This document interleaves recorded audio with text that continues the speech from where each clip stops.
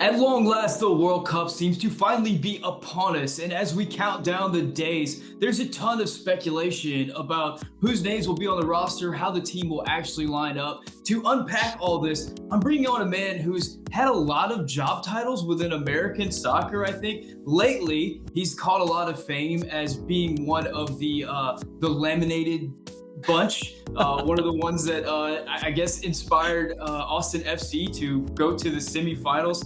He is the editor and contributor to Backheeled. He is Joe Lowery. Joe, thank you for joining the show. Sam, thanks for having me on. I do think all of us that were on Josh Wolf's little laminated prediction sheet, we should be getting like nice letters and packages from Austin FC and from their fans. All right, Joe, let's jump into the U.S. men's national team. Let's start out with a tactics question. Sure. Something that has, I think, infuriated me since September is this idea that it seems like the narrative surrounding Gregg Berhalter from 2019 till now was that early on in his career, he sacrificed a little pragmatism in order for this style of play, this system, this possession style that really frustrated a lot of American soccer fans. Throughout World Cup qualifying, it seemed like he was gearing a lot more pragmatic. We were playing the ball out of the back a lot less. We were getting forward. We were getting vertical. And I think that climax for me, whenever he had his interview with Herculez Gomez of ESPN, and Herc asked him, what should other teams playing the U.S. in the World Cup be worried about? And he talked about the press. We have a scary press. We're going to be relentless. We're going to get after teams. And then in September, we play against Japan. We play against Saudi Arabia, and we do not press. We possess the ball out of the back. We seem to be very similar to what we saw in 2019 at the beginning of the Gregg Berhalter era. So, Joe, what happened in September? Yeah, it's a great question, Sam. The U.S. struggled heavily. That's not breaking any new ground here in those games. They were weirdly reliant on having the ball and building up. And it wasn't like, okay, we're going to build from the back and do it well, right? It didn't look like they've been building for the last almost 4 years to accomplish that task, right? You couldn't tell that this was some polished effort. It wasn't, right? It was Luca de la Torre not pulling wide enough to create space for a pass from Zimmerman to Brendan Aronson. It was Weston McKennie's sloppy touches or the center back's poor distribution, right? That game against Japan, I think, is the one we're all thinking of. It was hard to watch, right? And it didn't feel like it was either a step in the right direction for the possession scheme or a useful World Cup training exercise at all, frankly. And so it was difficult to watch. We have a new podcast coming out for Backheeled called The Backheeled Show. And I talked with Greg Velasquez of the Scuff podcast for an episode that'll be out next week. And basically he was talking about, it seems like, and one of the takeaways from September is the US's system, quote unquote, right? System capital S is so reliant on personnel, right? More than it is this deeply ingrained philosophy in the pool. I think that's a great takeaway from Greg in that regard. And I'll steal it here. I'll parrot it here because we really haven't seen this US team adopt, Gregg Berhalter's vision from day one, or there's some sort of gap between his instruction and his vision and what we're seeing. And I don't know where that gap is coming and who's responsible for it. But Sam, September was not pretty, and I don't think it really did much to prepare the U.S. for Qatar. Football is back, and BetOnline remains your number one source for all your football betting needs this season. You'll find the latest odds, matchup info, player news, and game trends. And as your continued source for all wagering info, BetOnline features live betting, free contests, live scores, and giveaways all season long. Always the fastest and easiest way to bet all your favorite sports and events like MLB, MMA, tennis, boxing, and even golf. Head to betonline.ag to join and receive your 100% welcome bonus with your first deposit. Make sure to use promo code BELIEVE to receive your rewards. Bet online, where the game starts. It didn't do much to prepare the U.S. for Qatar, and it didn't do much for the enthusiasm of the fan base. I think a lot of people that have been fans of this team and following it, and we're excited after some of the results of the summer friendlies. After that September window, just a lot of dread, a lot of lack of enthusiasm, a lot of the reality that this could be a forgetful World Cup, which in the build-up in the last 4 years, we were circling this as it could be a coming out party for American soccer for this new wave of players. Now, I was listening to, I believe it was In Soccer We Trust. I believe it was Heath Pierce that said something to the extent of this was a training exercise to give some other looks to the U.S.'s opponents and potentially give us some other things that we can do in Qatar, but it was kind of a failure. My thought, I just want to put this out to you to see what you think about it. My thought was, I think as we were heading to that camp and the rocks start falling for us, it turns out Christian Pulisic's not able to start that game. Yunus Musa is not going to be in the camp. Anthony Robinson's not going to be in that camp. And it goes from what was supposed to be a tune-up camp to all of a sudden a tryout camp, which I think was not the plan originally. And then you have the situation where Gio Reyna is available, but is he available? He's kind of available. He's 45 minutes available. And I think at that point, my guess is that Gregg decided it's probably not the best idea to put Gio on the field and have him run around pressing.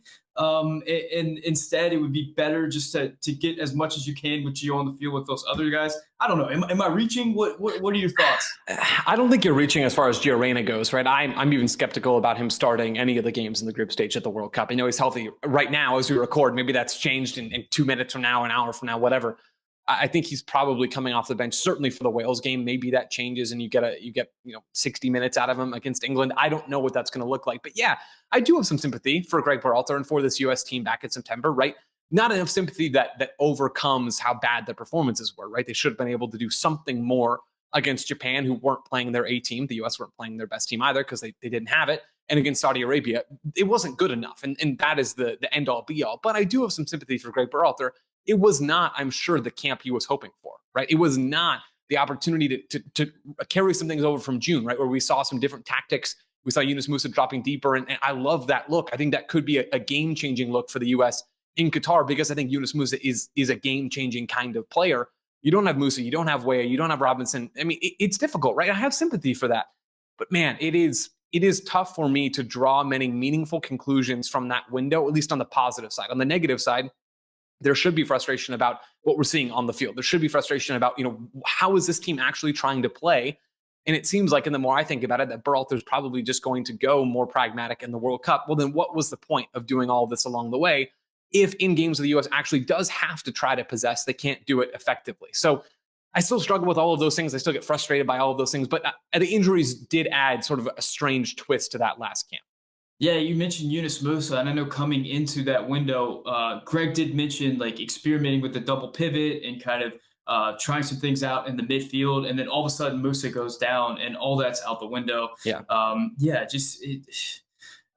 the one hand, it's probably a good thing that the U.S. got their butts handed to them right before the World Cup, just because the players don't go in overly confident, overly cocky. But at the same time, if you're a fan, considering those latest results, it's a disappointing thing. And that's not the only thing to be disappointed about or worried about with this national team. There's a few position groups that we just don't really know what's going to happen. Yeah. I think one of them is going to be the striker position. As we sit right now, there's 4 strikers that everybody has circled who they think are going to be the ones to head to Qatar. We don't know which of the 4 it's going to be, and we don't know which of the 4 is going to get the bulk of the minutes. Those 4 names are Jesus Ferreira, Ricardo Pepi, Josh Sargent, and Jordan Pefok. Joe, I want you to go through those names and give me just sell me on each of them. Tell me the reason why each of them should be the starting striker for the U.S. men's national team. Yeah, and you can play this game, right? I said earlier this week, I was talking to Taylor Rockwell on TSS. You can make arguments for all of these players. And really, in my mind, there's not like a ton separating each of them in terms of how they change this U.S. team and how they move the needle for this team. But I don't think Jordan Pefok makes this team a guaranteed round of 16 team versus Jesus Ferreira, who does whatever it is. But anyway, to sell you on these players, Jesus Ferreira, I think you have to start almost on the defensive end. And same with Josh Sargent. These guys run. Ferreira covers ground. He was one of the most aggressive pressing forwards, covered some of the most ground of any number 9 in MLS this past year with FC Dallas. He has the reps in the press for Nico Estevez at club level, and he was the guy that Berhalter picked to do that pressing job back in January or I guess the game was in early February against Costa Rica in 2020 before the world kind of shut down. Ferreira does a lot of the defensive stuff, and his combination play and his ability to link, I think, is better than any other player, any other number 9 in this pool. So that's Ferreira. Ricardo Pepi, there is an aspect here for Gregg Berhalter. Now, I don't really buy into this as a neutral, but there's an aspect for Gregg Berhalter where I think loyalty is the biggest argument here. Ricardo Pepi is the player, let's not forget, who scores the go-ahead goal or gets the U.S. back into the game against Honduras away at the end of that first World Cup qualifying window where the U.S. had talked a big game about getting 9 points and had 2 coming into that game against Honduras. So things were testy at that point. And people were feeling that angst, I think, both inside the U.S. locker room and outside of it as well. Pepe comes on and scores that goal, and you can see Berhalter rewarding him and trying to encourage him and help him develop ever since then. Josh Sargent, I think, is probably been the best of those number 9s consistently, at least of the European contingent this season. He's been shunted out to the wing a decent amount, but between some minutes as the 9 with Norwich when Timo Pukki's been out, and still some productive performances on the wing. I really do like Josh Sargent, and I hope he's involved in that World Cup squad. I also thought he was the brightest number 9 back in September. It's not much, but it is something. And then Jordan Pefok, is his biggest asset is being different than all of those other players. It's being taller, it's being better in the air, it's being that change of pace option, it's being that plan B or plan C even for the US in the group stage. I also think Jordan Pefok should be there. For me, Sam, you didn't ask, but I'm gonna give it to you anyway. I would love to see Josh Sargent, Jesus Ferreira, and Jordan Pefok in Qatar. I'm not sure that I'm not going to burn the house down, right? If it's Ricardo Pepi instead of one of those 3 players, like I said, I don't think it matters all that much in the grand scheme of things. But if you're talking about maximizing this team's potential, I'm just not sure that Pepi is all the way there yet, despite scoring some goals in the Eredivisie. I would go with the other 3. I'm in complete agreement with you as far as I don't see any of these players offering so much more than the other players that it's not even a discussion. I think it's the absolute discussion. I'm curious, do you have a favorite? Of the 3 to watch, I think Ferreira is my favorite just because he does some smooth things on the ball that I don't think any of those other 3 can do. It's either Ferreira or Sargent for me. Sargent's going to get in the scrap in a way that, none of those other 3 players are. And that might be another argument for him. Like if Berhalter is going to come into this World Cup and scrap, and say, all right, we are going to be the same team we were against Mexico in the Nations League or against Mexico in the Gold Cup, or, pick the World Cup qualifier out of the hat. I think Josh Sargent is probably the best number 9 to do that stuff. So I do like watching Sargent get in the scrap, but technically and aesthetically, it's Ferreira. Yeah, it's crazy how in line we are on this. I mean, my 3 strikers that I picked were Ferreira, Sargent, and Pefok. I was leaving Pepi at home, and I do think that Gregg Berhalter has a favoritism for Pepi that seems to go beyond a little bit of what we're seeing from the players. Which sorry to cut in, Sam. I think there's an aspect of that is natural, right? And that's why I specified, being on the outside looking in, I don't have any sort of emotional attachment. I know you should try to distance yourself as a manager in the situation. You should try to separate those 2 things. But there's a certain aspect, I think, even of camaraderie in the locker room. And I don't know how to measure this, right? It's intangible. But Ricardo Pepi does sort of rescue this team in World Cup qualifying. I'm sure he's a guy that is well liked in and around the program, right? I mean, there's all of these intangibles that we can't measure because we're not there for the day-to-day. I'm still not saying that bringing Pepi would be the right thing. I already said it's not what I would choose to do. But I can imagine if I lived the same life that Berhalter has lived and experienced the same things, that it would be a lot more difficult for me to make that call. That's true. That's true. And teams are made up of human beings, and there's personal connections and all that going on.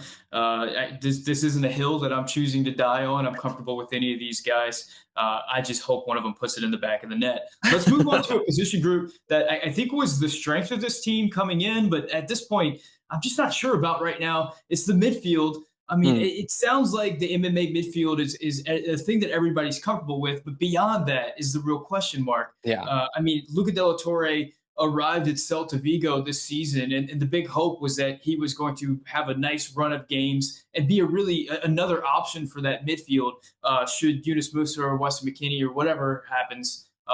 Luca de la Torre would be there. Not only has he not gotten that run of form, he hasn't played much at all, but now he's injured, and there's question marks as if he's even going to be available for Qatar. Beyond him, it's a bleak. Yeah. I mean, we've seen Kellen Acosta play in that position at times, and it's just never really looked good as far as him being able to play with the ball at his feet and pick out passes and do the shuttling job that we expect out of that position.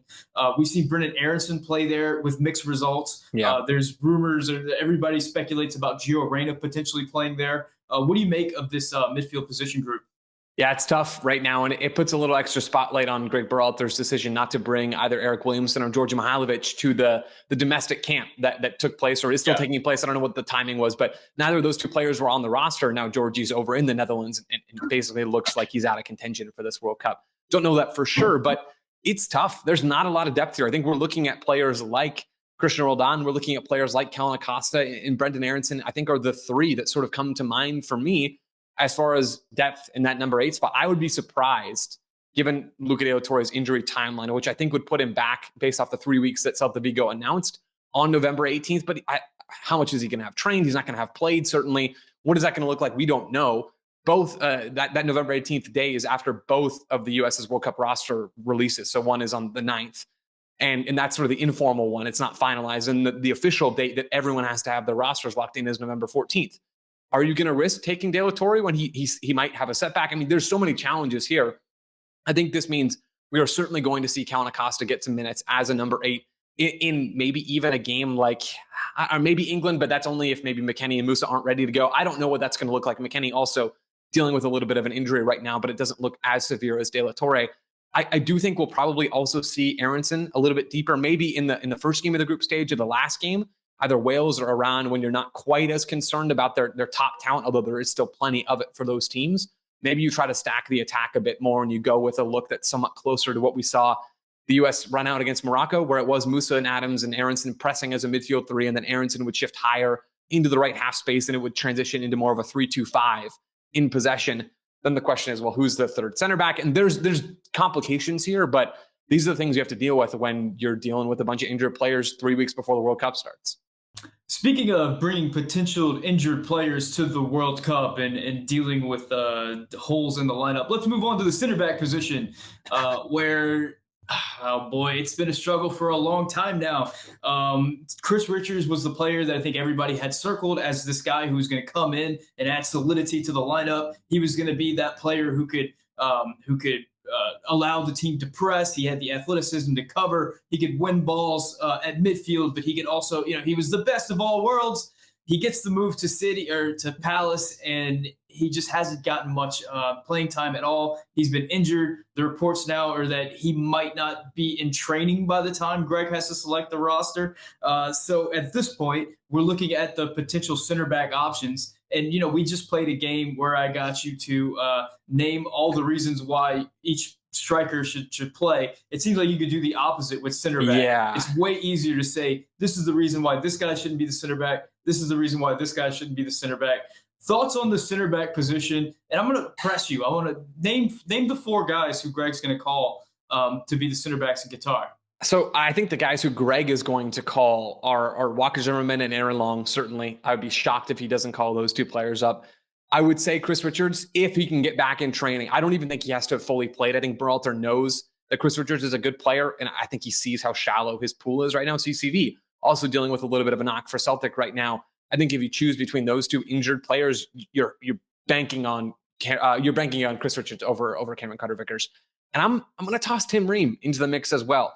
Berhalter has played with him before, as recently as 2019. He wasn't really involved in World Cup qualifying, but he's been playing well in the Premier League with Fulham. He doesn't fit Berhalter's stated profile for that center back spot, but in a tournament where you're already lacking for experience and you're certainly lacking for depth in that area, I don't think you could do a lot worse than Tim Ream. I don't think you could do a lot better than Tim Ream for maybe that last game against Iran, trying to break down a block or against Wales or somewhere in there. I would go with, or what I think Berhalter would go with rather, would be Zimmerman and Long, Richards and Ream. But man, I don't feel great about that prediction. Yeah, you bring up an interesting point there because, I was thinking that we were going to bring 4 center backs, but if Chris Richards is not all the way healthy, you can certainly bring 5 center backs. Having a 26-man lineup affords us that luxury, and you could pluck somebody away from another part of the lineup. So that's definitely a case there. A name that is come into vogue recently is Austin Trusty. Yeah, it's true. It's very unlikely that he gets called in. I mean, there's just knowing everything we know about Gregg Berhalter, it just seems highly unlikely that he would bring somebody in off the street that's never been with the national team right before the most important tournament of his tenure. But your thoughts on Austin Trusty? I haven't seen as much of him at Birmingham as I would like to, but everything that I have seen has been pretty good, pretty encouraging. You have comments from his teammates about, we've never seen a player adjust to the championship as well as Austin Trusty has. I think he would be a strong option for this team. I don't feel great about Austin Trusty starting many of these games, but if you're looking for a body, and Trusty has the profile that's a little closer to what Berhalter has stated about, he's looking for center backs who are basically not John Brooks and kind of not Tim Ream at this point either, despite the fact that I just mentioned him. He wants mobility. He wants players that can step up in the press. He wants players that can cover ground and behind. I think Trusty does a lot of that stuff well. Whether Berhalter will choose to go with him over even someone like Mark McKenzie, who I didn't mention. I don't love Mark McKenzie's game, to be honest with you. I don't think he fits Berhalter's profile all that well. He's kind of like a tweener in between being the super athletic, super technical center back. He's not really either. He's kind of just okay at both of those things. McKenzie probably has a leg up over Trusty, and we did see McKenzie back in September. So it's complicated right now, but I would not be against seeing Austin Trusty called up out of the blue. Yeah, I'm right there with you. That McKenzie scares the hell out of me, man. I think of all the center backs. I know that Aaron Long gets all the headlines and all the hate from Twitter and all this stuff, but McKenzie's the one that scares me the most, honestly, out of the group. I want to play a game with you, Joe. Okay. I want to play a game that I've been fascinated with. I asked this question to Alessi Lawless, and it is the U.S. men's national team bizarro world scenario. I'm going to give you 4 options that I think are plausible in the world of American soccer of the 2022 cycle. And you have to pick which option you think would give us the best result for the 2022 cycle. Okay. So the first option is Jozy Altidore remains 2018 Jozy Altidore for the entire 2022 cycle. You're heading through World Cup qualifying in Qatar with Jozy as your unquestioned team leader, the guy with all the experience, and the goal scorer. So that's your option 1. Okay. Option 2, Darlington Nagbe decides to play for the U.S. men's national team during the 2022 cycle. This is especially helpful, I think, during the Gold Cup, during Nations League, during those first 2 windows when Yunus Musa hadn't come into the team yet. The MMA midfield hadn't really formulated yet. The U.S. is putting out Sebastian Lletget and Kellen Acosta, particularly in 2 very important games, I think, ultimately for the national team, which were the Canada home game that Weston McKennie was suspended for, and the Panama away game. Both results were we lost points by very slim margins. One was a loss, one was a tie, and both would have had huge impacts on the U.S. men's national team had we gotten better results. You get Nagbe in that midfield, it changes a lot of things. Third option is Miles Robinson never gets injured, so we have him for the entire cycle. Yeah. And then the fourth option is instead of hiring Gregg Berhalter, the U.S. Soccer hires Tata Martino at the beginning of 2019. Those are so good. Okay, so the ones that I am most tempted by, there's one that I'm least tempted by. Let me walk you through that way. Darlington Nagbe is a great player. I don't think he moves the needle as much for this team. I would love to have Darlington Nagbe involved, and I think he does so many things so well. For me, Yunus Musa can scratch a lot of those itches. Now, it would be great to have 2 of them, 2 really press-resistant, great ball carriers, good ball progressors in this team. But I think Musa can do enough and is sort of like almost even a new and improved version of Darlington Nagbe, and we'll see more of that over the next 1, 2, 3, 4, 5 years to the next World Cup, whatever it is. So I would rule that one out. I'm tempted. This is the next one that I will rule out, but I'm tempted by it. Jozy Altidore. I think he would change this team. And prime Jozy Altidore would be like the perfect number 9 for Gregg Berhalter, just because I think he was a really good player, right? I don't think he gets as much credit now as maybe Jozy would deserve. So I'm ruling that out in favor of one of these 2, right? So I'm ruling it out in favor of the last 2, which is the center back option for Miles Robinson and the manager option.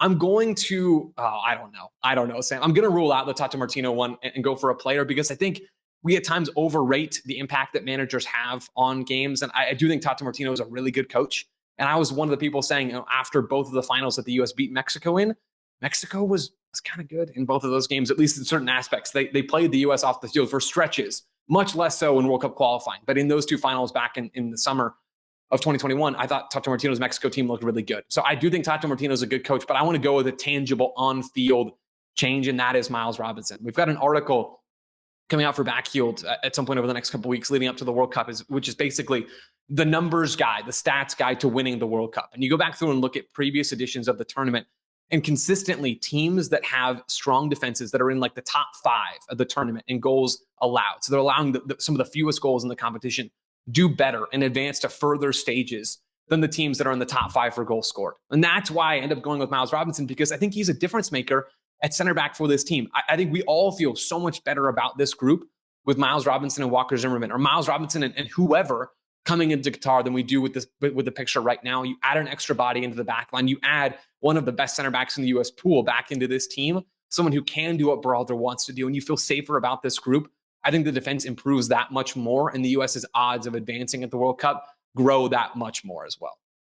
It's a good answer. I think I put this question on Twitter about an hour ago, and I think the two answers that are leading right now are. Wait, can I guess? Josie Can I guess? Altidore. Yeah, I was going to say Josie and Tata. That's my guess.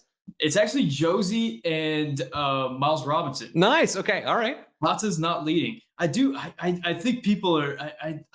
I would really love to see the national team with Darlington Nagbe in there. Same. I think that would be I think people are underrating that player. I think a lot of it has to do with Alexi Lawless's tweet, and then like that created a bunch of backlash towards Nagbe, which is, it is what it is. But the Tata Martino storyline is very interesting because back whenever the U.S. were searching for a coach, that was when Tata Martino was at his peak, coming off of Atlanta United. A lot of people wanted that Tata as the coach of the national team. Yeah. Fast forward a few years later, and Tata is just persona non grata for Mexico and is getting run out of town over there. It is being held responsible, I think, for a Mexican national team that is just coming to the end of a cycle of players that are kind of aging out right now. And maybe you can blame Tata a little bit for not bringing in more youth players. But at the same time, are those youth players as good as the players that they're replacing? It's a difficult thing. You mentioned that you think that national team managers do not have as much impact on results as they're sort of given credit for. I tend to think the same thing. It's a frustrating thing in this particular cycle because so much of the discourse has been surrounding Gregg Berhalter and what he brings to this national team.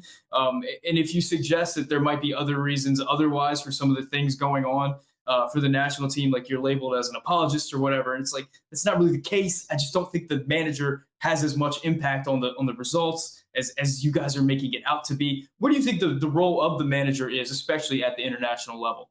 Yeah, I do think there is a part of it that is tactical, right? Of course there is, about setting a game model, establishing how this group, whatever that group looks like, is supposed to go out there and win soccer games and is supposed to go out there and play soccer games. And I do think it's fair to criticize Gregg Berhalter for what that game model is or is not at this point. I do think that's part of it, right? Other parts are recruitment. And I think Berhalter's done a good job of that, even setting Berhalter aside. Recruitment is a part of this, as is, building sort of a culture in the program. And that's one thing that I think is so delicate, or was so delicate, about the US after the last World Cup qualifying cycle. When you fail to make it to the World Cup, confidence is shaken. Like the program was kind of in tatters at that point in terms of the personnel, in terms of like morale, all of those things. That was gone. And it is the national team manager's job to do that stuff. And it may be the most important bit is player selection, right? Coming from window to window, players win games, right? Managers have certainly so sort of an influence in some of these decisions and how things play out on the field. But ultimately, players are the ones kicking the soccer balls. And having good players is more important than anything else, right? So, Pep Guardiola could go and become the manager of Trinidad and Tobago tomorrow, and I got to break it to you all, like, they're not probably going to make it to the World Cup. Pep Guardiola is a great manager. I firmly believe that, but there is a limit to these things. So picking the right players, picking the best possible players to help the team succeed, that I think is probably the most important role of the national team manager. And you can quibble with how well Berhalter has done all of those things. I'm open to all of those arguments. I have my own criticisms about that, but I think that's probably the biggest thing that a manager can do for their national team. I always do this like thought experiment in my head. It's like, what level of players could I have and beat Pep Guardiola with? Like if you give me Real Madrid and Pep Guardiola has like Trinidad and Tobago, like I think I'm going to beat him. Yeah. I think I'm going to crush Pep. No matter how much time he has, and how many lines he's drawing on the field, and how many conversations he's having with those players. I think I can just roll the ball on the field with Real Madrid and beat him. I think, which is kind of what Carlo Ancelotti does now, in my opinion, anyway, with Real Madrid. So it wouldn't be that different, other than the fact that you maybe don't look quite as cool as Ancelotti does smoking a cigar. But all that aside, I think it's about the same. It's such an interesting discussion, man, because we put so much stock into tactics and how that all works and how important it is. But then you watch soccer games, and granted, we are biased by like the incredible moments, by like those really sexy passing sequences that lead to goals and just really nice movements and intelligent things that players do. But I think we don't always see that so many goals are just like a player makes a mistake, Sure. The keeper doesn't beat Brennan Aronson and he's able to take it off of him and score a goal, or like a corner kick, or just Yeah. there's so many unsexy goals that aren't necessarily tied to any type of like greater tactical system or anything like that. Sure. Yeah, absolutely. And sort of as a counterpoint to this, I mean, I agree with everything you just said. I do think, I think we overrate how much managers impact games strategically, right? I do think that's part of this, but there is an undeniable importance to setting up a team with a competent plan, right? And I think we see that honestly, Sam, on the women's side for the U.S. right now with the U.S. women's national team. Tons of talented players in that mix, tons of exceptional players. Their floor as a team, as a group, is so high. It's higher than 95% of teams in women's international soccer. But I think you watch them play and they get into the final third, and it's like there's no cohesive identity. There's no clear ideas of how they want to create chances. And that's when having a great manager, a manager who believes in the importance of those things, who believes in preparing their teams as well as they can to break teams down, to create chances and to limit chances for the opposition. That's when having those final third patterns to get into the best spots you can, to then cut the ball back and create chances and score goals. That's when that stuff is important. And I think we're seeing the limitations that a team, even with a team with as high of a floor as the U.S. women's national team has, we're seeing their limitations right now before our very eyes. So the manager certainly has a non-zero impact on the outcome of games. And with that being said, so much of the discourse right now for the national team is Gregg Berhalter. What's your confidence in Gregg Berhalter as we head into Qatar? It's not all that high, to be honest. That says a lot, Joe. I'm not sure it's ever been all that high, though, right? Going throughout this, I think Gregg Berhalter is a smart dude. He knows more about soccer than I will ever forget, right? I mean, he will forget more about soccer than I will ever know. That's the expression. Nailed it. First try. I think he's a smart dude.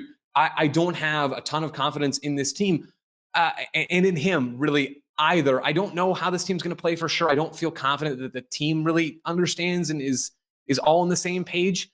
So I don't feel great about it, Sam, to be honest with you. And I'd be surprised if there are many folks out there who did right now. Yeah, I agree. Let me throw out a scenario to you that a lot of people have been saying in the soccer discourse in Twitter and on Reddit and wherever else. What if Jurgen Klinsmann had this group of players? What differences do you think we'd see? Do you think we'd be in a better place right now, a worse place right now? What are your thoughts on that? I certainly don't think we'd be in a better place right now. I think we would see a little bit more haphazard tactical variety than I think we've already kind of seen.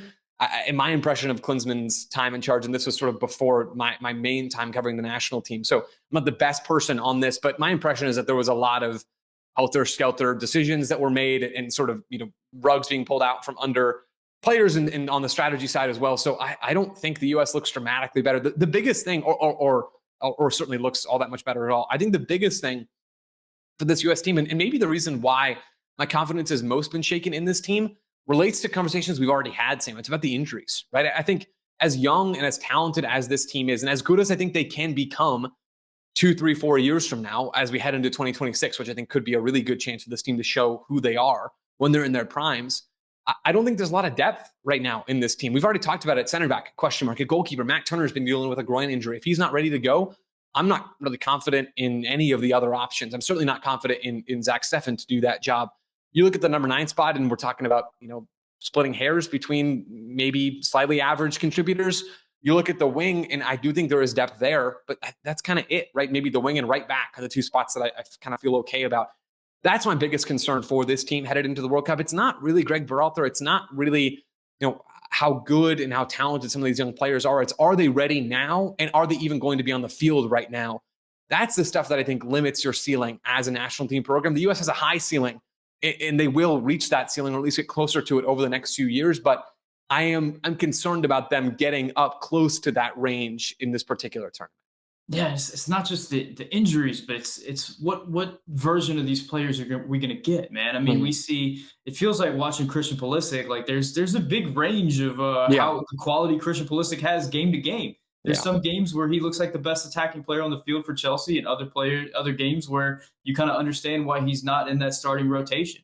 I think same thing could be said for Weston McKennie right now, where he just, ever since his injury, has not quite gotten back to those heights. There's games where he's influential. There's games where he's scoring goals, but I don't know if we've seen that truly dominant Weston McKennie that we saw prior to the injury again. I mean, Brendan Aronson looks great week in and week out for Leeds, but we've also seen him with the national team just come into games and just not do much of anything, especially when he's being deployed in a midfield position.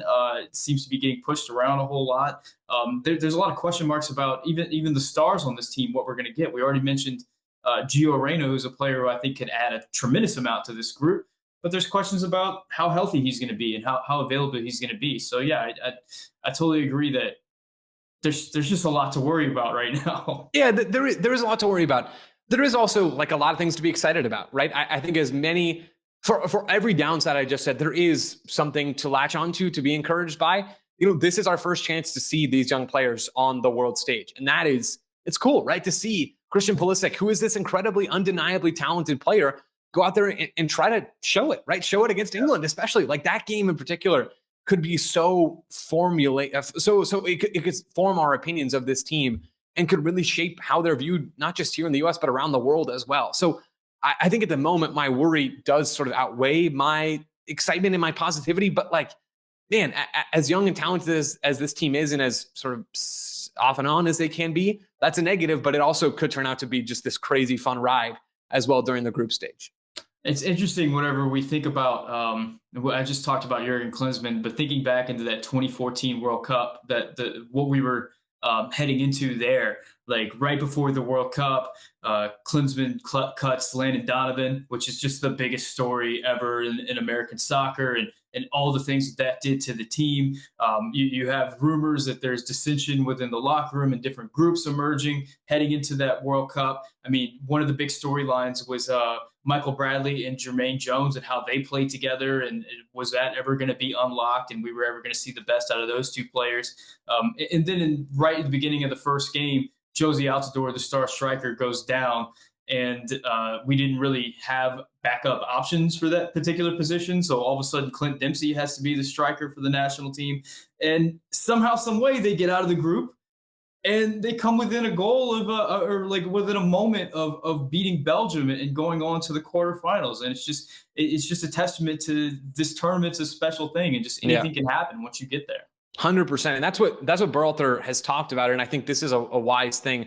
Like there's two tournaments here. This is how Berhalter would say. There's the first tournament, which is the group stage, and you gotta be good enough. There's a little bit of margin for error, right? You have a little bit of wiggle room. A result doesn't go your way, you don't play well, you can bounce back. And then there's the second tournament, which is the knockout round, and that is like pure chaos. And most of the time, the better teams are going to win, but you have a shot no matter who you are. Once you get to that second tournament, the US's goal for this competition should be getting to the second tournament. And after that, roll the dice out, right? I mean, do whatever you can to continue moving on, whatever that looks like, however pragmatic it is or not. I mean, the goal for the US in my mind is to get out of the group. And then at that point, who knows what's going to happen? Okay, so we just spent, 40 minutes kind of lamenting our position in the world as a national team. Let's take a look at our group for a second. I'm going to put some pressure on you and try to get some predictions out of you.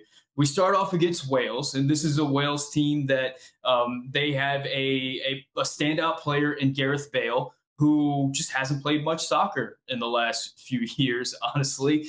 He's at LAFC right now. There seems to be a mysterious injury that's keeping him out. Kind of different stories there. There's people thinking that he's just waiting to play in the World Cup, and we don't really know.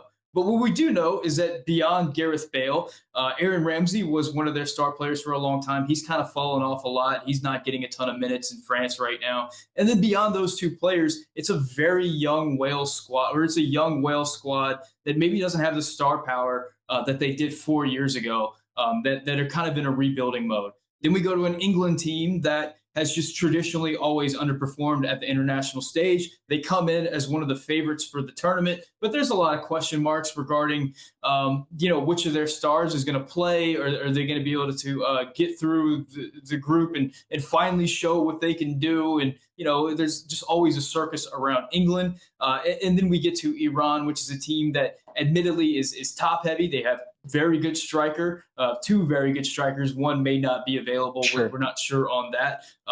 But beyond them, they have not a lot of talent in midfield.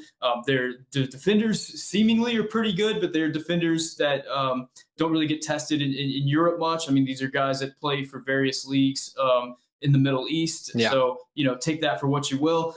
This is a team that performed really well during the Asian World Cup qualifying. But what is that going to mean once they get into the World Cup stage? They're one of the lowest picked teams in the World Cup. So what are your thoughts on how the U.S. is going to perform in each of these games? And do you think that they get through?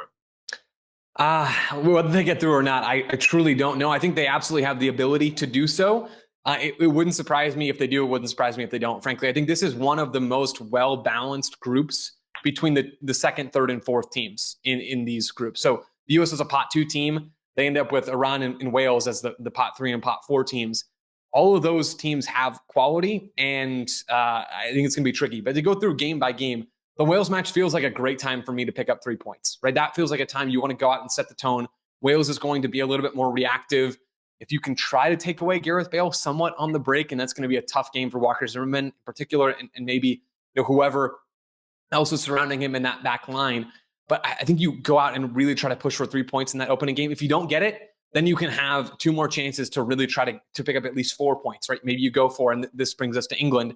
I think you go for, obviously, at least a draw against England, but that feels to me like a very possible outcome. England win is the most likely outcome in that game because they're just the better and more talented team.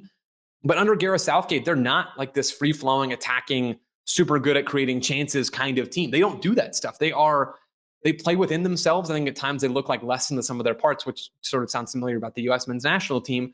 But I think that could be a game where the U.S. could conceivably just be an absolute pest and force England to try to break them down. But like I said, I'm not sure England are all that good at doing that. So maybe there's a point there. In the Iran game, a lot can happen based off of what's already happened in the group at that point. Iran might need to go for it. They might need to be more open, which could sit the U.S. They might just need to sit deep and think that that's the best way they can go about that matchup. But I think likely against Wales and Iran, the U.S. will control more of the ball. I think England will have most of the ball in that game on Black Friday. Man, this could go a whole lot of different ways. I think if the U.S. has, I think it's not impossible for them to have 4 points headed into the final match, which would be a pretty darn good spot to be in. The anticipation is absolutely killing me because, like you said, it can go so many different directions. And I think a lot is riding on that first game against Wales. If the U.S. can get 3 points there, it really just changes the paradigm of how we approach everything. Joe, I know that you're a really busy guy in the world of American soccer, and you've been working on a ton of different things. Can you tell me about some of the coverage you'll be doing leading up to and during the World Cup? Yeah, absolutely. So you can read a lot of the stuff that we're doing, that myself and J. Sam Jones and Kieran Doyle, a bunch of other folks are doing, Justin Egan, Cameron Meyer, John Morsey. You can read our World Cup coverage on backheeled.com. That's backheeled.com. You can find all of it. It's free. It's not behind a paywall. There's no ads. Go check it out. We're really excited for some of the stuff we're doing. I mentioned that How to Win the World Cup by the Numbers piece. We also have a piece by Cameron Meyer that's coming out about the defining goals of Gregg Berhalter's World Cup. About his tenure, leading up to the World Cup. What are the moments that have been really, forming of how we view him as a manager? Go check that out. It'll be out next week, I believe. And then we also just launched a new podcast called The Backheeled Show. It'll be out on Monday, November 7th. So depending on when people are listening or watching this, go check that out. We'll have episodes every weekday leading up to the World Cup, and then every single day about the U.S. men's national team during their run in Qatar, however long that is. And then we'll zoom out after the World Cup to look at American soccer as a whole. And then one last thing, Sam, if you'll allow me, Tackled.com, TAKLD.com is another project I'm working on that helps curate the best American soccer content and sends it out to subscribers. You can sign up for free, or you can sign up for a paid subscription. Either way, that's Tackled, TAKLD.com. The man does not rest. And I don't know, I guess you'll sleep in December. We'll figure that out. That's right. I'm going to hibernate after the World Cup. That's the plan. Joe Lowery, thank you so much for joining us and giving us a little bit more insight on this World Cup. Guys, thank you so much for watching. If you haven't yet, consider hitting that subscribe button, hit the like button to support the channel. If you really want to support the channel, you can become a member and directly support everything we do here at the Yank Report. Thank you guys so much for watching. My name is Sam, and this is the Yank Report brought to you by Bet Online.